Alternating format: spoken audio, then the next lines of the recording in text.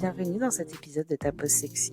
Je suis Anne-Elisabeth, ta coach en sexualité, qui dans chaque épisode t'invite à explorer ton intimité au travers de conseils audacieux, mais aussi de récits érotiques et captivants. Installe-toi confortablement pour plonger dans ton monde mystérieusement et merveilleusement érotique. Bonne écoute! Dans cette pause aujourd'hui, nous allons parler de ces 4 lettres qui font peur, qui intriguent et excitent, mais qui font vraiment partie de notre univers sexuel. On va bien sûr parler du BDSM. C'est une manière de vivre sa sexualité et il existe plein de manières de le pratiquer. Le BDSM, ça existe depuis très longtemps, mais il est vraiment rentré dans notre univers de manière plus démocratisée en 2011 avec la sortie de la trilogie 50 nuances degrés. Cette version très romancée, qu'on aime ou on n'aime pas, ça c'est vraiment propre à chacun, a permis de mettre en lumière un ensemble de pratiques sexuelles non conventionnelles, mais ça a aussi permis d'ouvrir les portes d'un monde vraiment mystérieux au grand public. Donc la base des relations BDSM repose sur l'échange de pouvoir d'un soumis ou d'une soumise envers son dominant ou sa dominante. Dans cette configuration, donc le soumis confie au dominant le pouvoir sur son plaisir. Et pour assurer que ça reste une safe place, il y a plusieurs règles en place. Donc la première, c'est vraiment le consentement, qui est vraiment un non négociable. Et ensuite viennent des choses telles que le safe word ou les safe gestes. Donc un safe word, ça va être un mot qui va être différent du non ou du stop, qui va permettre au soumis de stopper toute activité à tout moment de l'échange de pouvoir.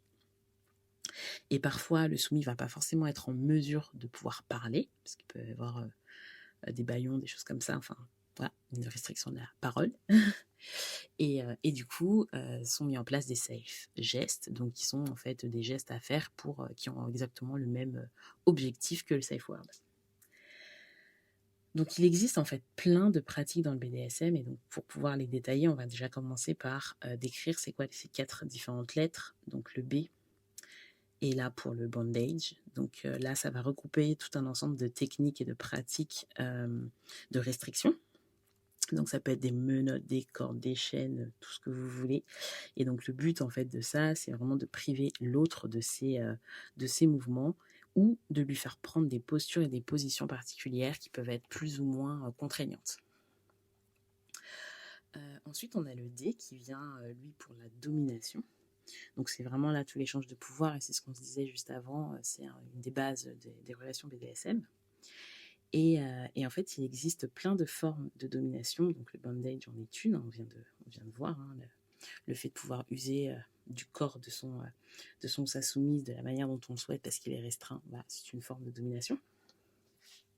Mais après, plus globalement, on voit des dominants qui vont être plus orientés souffrance, donc ils vont aimer faire du mal, faire mal à l'autre. Il y a d'autres qu'on va appeler des pleasure doms, qui vont eux plutôt être orientés sur le plaisir, et donc qui vont vouloir donner beaucoup de plaisir et qui vont prendre plaisir à donner beaucoup de plaisir à leur soumis. On va avoir d'autres qui vont être plus humiliants, donc qui vont avoir beaucoup de plaisir en dégradant la personne. On peut avoir aussi des daddies, donc qui vont avoir plutôt des rôles de parents pour leur soumis. Voilà, donc c'est que des exemples, il en existe encore même d'autres, mais comme ça te donne un peu une idée de la panoplie de choses qui peuvent exister. Ensuite, le S, est donc lui plutôt donc pour la partie soumission. Et donc, au même titre qu'il existe plein de différentes formes de domination, il existe plein de différentes formes de soumission qui viennent en fait répondre aux formes de domination qui existent. Le S vient aussi pour le côté sado, donc qui est le dom qui va plutôt être sadique, qui va être celui qui aime faire du mal. Et enfin, on arrive au M. Donc le M, c'est plus pour le soumis qui du coup va aimer la douleur, l'humiliation, etc. On va parler de masochisme. Donc là, c'est vraiment une lettre qui est pour le soumis. Donc comme je disais au départ, il existe donc plein de différentes pratiques. C'est vraiment un ensemble de pratiques, le BDSM. Donc dans les plus connus, on va penser aux pratiques d'impact. Donc là, ça peut être les fessées, ça peut être l'utilisation de fouets, de martinets, de ceintures, de cravaches. En fait, toutes ces choses qui vont créer un impact sur la peau et qui vont aussi pouvoir laisser plus ou moins de marques. Après, il va y avoir les jeux qu'on va appeler les breath play. Donc vraiment, là, on va jouer avec le côté la respiration. Donc ça va être les étranglements, ça peut être aussi des techniques de suffocation, etc. Donc c'est des pratiques qui peuvent être dangereuses et donc c'est aussi pour ça qu'il faut les pratiquer, les encadrer. Ensuite, on l'a vu, les techniques de bondage, du coup, que j'ai décrit juste avant, et une pratique qui devient de plus en plus connue vient du coup le shibari, donc qui est une technique de bondage où on encorde le ou la soumise de manière très artistique. Il va y avoir aussi des techniques qu'on va appeler le wax play, donc là on va jouer avec de la cire plus ou moins chaude, ou encore même le needle play où on va jouer avec des aiguilles.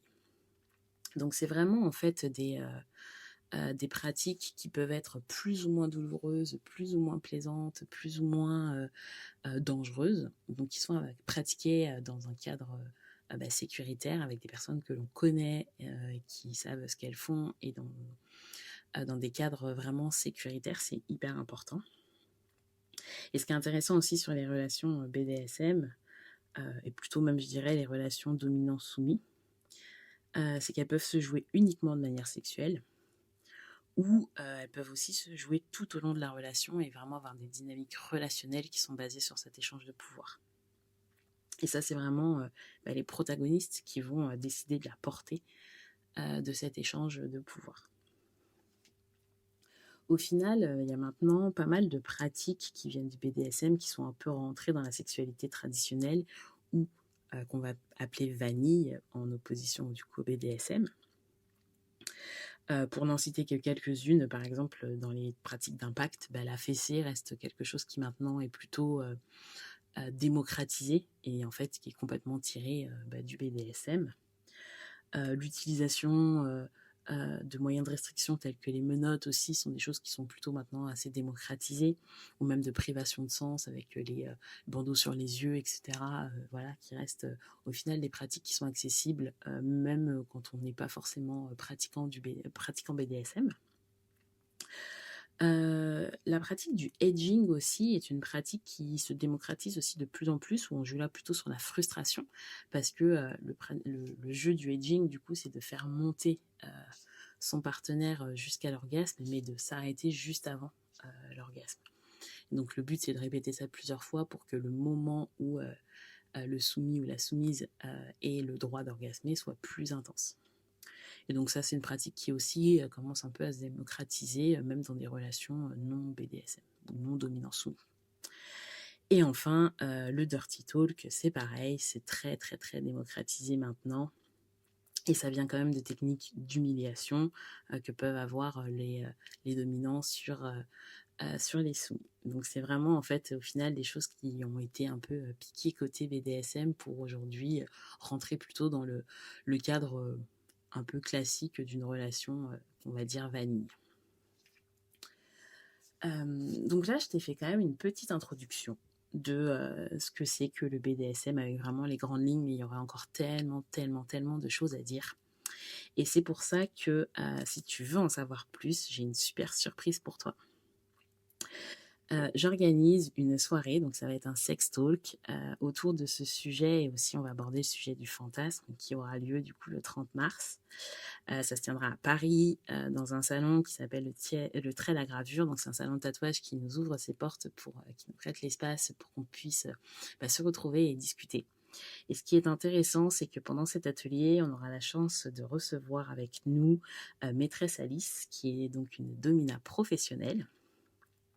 Et donc, elle sera là pour nous parler de son métier, lui parler aussi du BDSM en général et pouvoir aussi répondre à toutes tes questions. Donc, c'est un événement qui va être gratuit, donc les places seront limitées. Et je te mets le lien d'inscription dans la description de ce podcast. Donc, si vraiment c'est un sujet qui t'intéresse, que tu as envie de creuser, poser des questions, Voilà, et puis passer une soirée avec des gens sympas à parler de choses qui changent de l'ordinaire, t'es le bienvenu et je t'invite à prendre ta place pour cet atelier que je suis ravie de t'offrir. Et voilà, c'est terminé pour cet épisode. Si tu as aimé, n'hésite pas à t'abonner et à partager ce podcast à tes amis. Retrouve-moi aussi sur Instagram pour me dire ce que tu as aimé et dans ma newsletter pour plus de conseils. À la semaine prochaine!